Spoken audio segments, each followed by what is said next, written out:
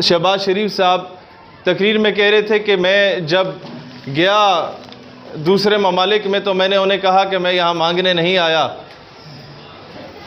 मैं कोई पेशावर भिखारी नहीं हूँ, लेकिन आप 72 सालों से हमारे साथ मेहरबानी फरमा रहे हैं, थोड़ी और मेहरबानी फरमाएं तो हम बहुत आगे चले जाएंगे। एक लतीफ़ा आपके समात की नज़र करता हूँ, गौर से एक एक लफ्ज़ इस लतीफ़े का सुनना है, हंसी शायद ना आए, समझ गए अगर तो आपके आने वाली नस्लें संवर जाएंगी। चांद पर एक स्पेसशिप जा रही थी, उसमें एक टोनी नाम का एक कुत्ता मौजूद था और 5-7 साइंसदान भी थे। तो वो खबर जब पूरी दुनिया में फैली तो पूरी दुनिया में जश्न मनाया गया कि इंसान और साइंसदान चांद पे जा रहा है, साथ एक कुत्ते को भी लेके जा रहा है और बहुत तरक्की होगी ये साइंस की दुनिया में। तो हमारा एक साउथ पंजाब का इलाका है, इनके इलाके के साथ लिया भक्कर का, वहाँ का एक बाबा था, उसे जब ये खबर पहुंची कि जनाब साइंसदान और कुत्ता जो है वो चांद पे जा रहे हैं, तो उसने कहा अल्लाह करे गर्क हो जाए, तबाह हो जाए, चांद पे ना पहुंचे। लोगों ने कहा बाबा जी तो की तकलीफ है, ओ स्पेसशिप तो अड्डी है, कहता नहीं। उसे जेड़ा कुत्ता जा रहे हो तो अड्डा है, कहता है नहीं। उसे जेड़ा फ्यूल डाला गया स्पेसशिप से वो तो अड्डा है, कहता वो भी नहीं है। बाबा जी वह तो तकलीफ की है, what is the issue with you?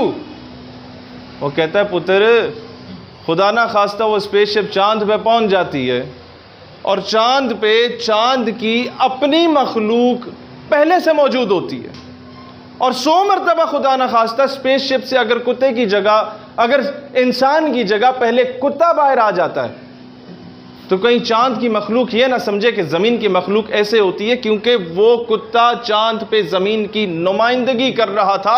अपने नुमाइंदे अच्छे चुना करें, कहने का मतलब ये है।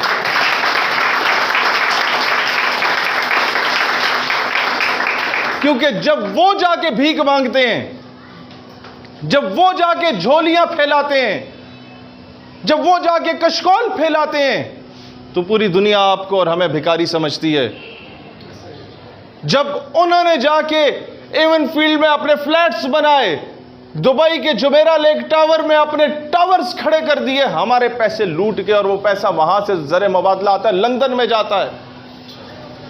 तो फिर आपको और हमें अमेरिका बरतानिया जाते वक्त एयरपोर्ट पे नंगा करके चेक किया जाता है वो, और हम तो छोटी चीज़ें जी, साबिक वज़ीर आज़म को भी नंगा करके चेक किया गया तो वो नंगा नहीं हुआ था, 22 करोड़ आवाम नंगी हुई थी। आज जो हमारे मुल्क का हाल हो चुका है, आज जो पूरी दुनिया के आगे घुटने टेका करता था हमारे मुल्क के हुक्मरान, अब लेट चुके हैं दुनिया के आगे। माजी फिर बेहतर था। मैं तो इस्टेब्लिशमेंट से भी कहता हूं कि बाजवा साहब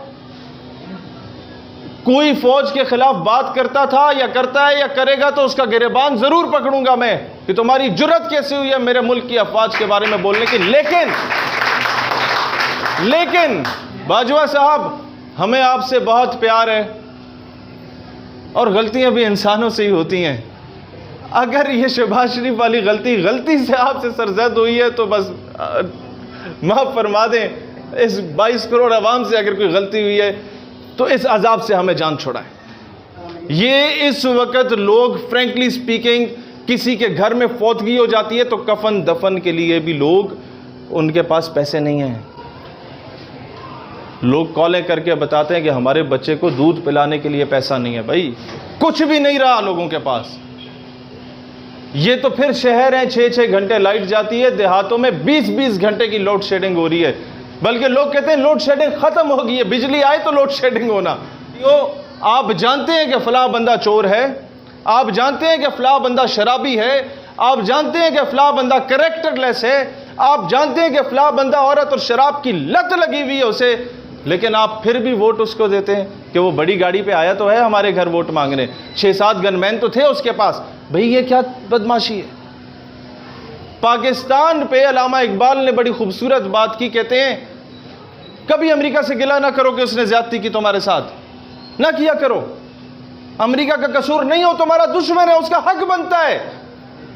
हिंदुस्तान हम पे जुल्म करता है, उसी पे उसका हक बनता है, दुश्मन है। इकबाल कहते हैं यूरोप की गुलामी पर रजामंद हुआ तू, मुझको गिला तुझसे है यूरोप से नहीं है।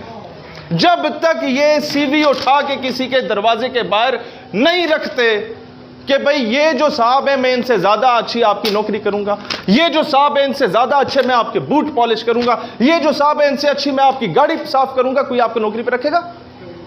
कभी भी नहीं रखेगा। तो यूरोप की गुलामी पे रजामंद हुआ तू, मुझको गिला तुझसे है यूरोप से नहीं है।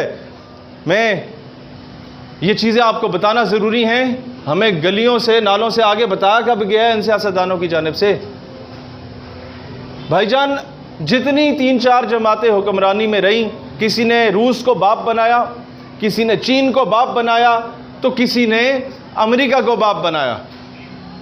मैं आज फॉरेन पॉलिसी अपनी पार्टी की आपके सामने रखना चाहूँगा कि हम जब आए तो सब ममालिक के साथ दोस्ताना ताल्लुकात होंगे, भाई बनाएंगे सबको, बाप किसी को नहीं बनाएंगे इंशाअल्लाह। बराबरी की सतह पे बैठ के बात होगी। हम किसी से कह कि भाई ये कैसी आज़ादी है कि मुझे अगर सौदा सलफ भी किसी दुकान से लेना है तो अमेरिका से पूछ के लूँगा, फ़लाँ ममालिक से तेल लेना है ले सकते हैं, फ़लाँ ममालिक से तेल नहीं ले सकते। बदमाशी है कि नहीं है भाई? मुझे ईरान अगर 10-15 रुपए में तेल दे रहा है तो मैं लूँगा। मुझे कोई चीज़ अफगानिस्तान से सस्ती मिलती है मैं लूँगा बतौर रियासत पाकिस्तान। यूरोप नाराज़ होता है तो भाड़ में जाए यूरोप। लोग कहते हैं सैंक्शंस लग जाएंगे। भाई किस बात पे? क्या आप दहशतगर्दों के साथ बात करने को तैयार हैं?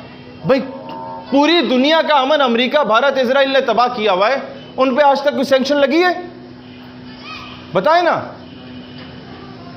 तो साबित क्या हुआ? जिसकी लाठी उसकी भैंस। धुआं ड्रामा हमारे बचपन में चला करता था पीटीवी पे, और फैमिलीज देखा करती थी और लोगों की तरबियत होती थी उससे। और फिर मालिक मूवी बनी जिस पे बैन लगा दिया गया, और उसमें हुब्बुल वतनी झलकती थी, घोल घोल के पिलाई जाती थी हमें।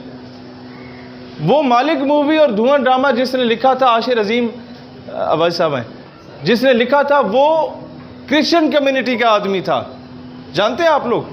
और उसके साथ क्या किया गया? क्योंकि उसने हक की बात की और उस फिल्म में दिखाया कि एक जालिम जाबिर मिनिस्टर था, उसको उसी के खादिम ने मार दिया।